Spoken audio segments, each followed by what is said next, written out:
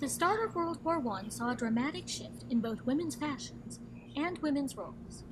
As the Great War was fought, the bustles, full skirts, and restricting steel corsets of the Victorian era gave way to more streamlined garments and undergarments which permitted greater freedom of movement. The Kent State University Museum pays tribute to women and the role they played in The Great War, Women in Fashion in a World at War, which opened in late July. Sarah Hume, curator, talks about women's role in the Navy, which, for the first time, accepted women into its ranks. So this uniform was worn by Lois Jane Houghton Miller during World War I, and she served in Washington, D.C. and wore this. This is her summer uniform. There's actually a summer uniform and a winter uniform.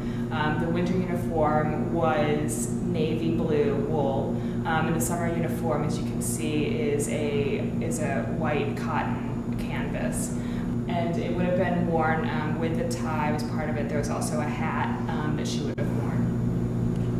And it was the first military conflict that the United States participated in where women were allowed to enlist in the armed services. So women also served as nurses, but it was more remarkable at this point that women were allowed to participate at the rank of yeoman, which is the clerical position in the Navy. Fashion for women not only changed drastically from the end of the Victorian era. From 1912 to the early 1920s, major changes could be seen in women's garments. So these two dresses really showcase the change that happens in women's fashion between 1912 and 1918. And so the one that's on the left is from 1912, was worn by the mother of the bride at a wedding in 1912. And it shows how long and straight and columnar, tubular the silhouette was in 1912. It's floor length, it has a very fitted waist, it has a high neck.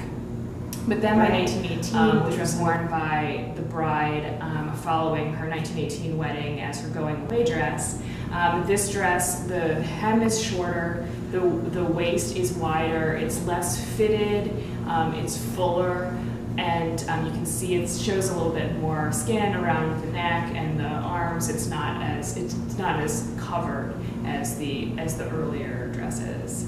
So this really shows this change that happens during the teens as the corsets are beginning to disappear, as the clothes are becoming fuller and less fitted, and the skirts are getting shorter. The Great War, Women in Fashion in a World at War, can be seen through July 5th, 2015. For details on this and other exhibits, call 330-672-3450 or visit www.kent.edu/museum online.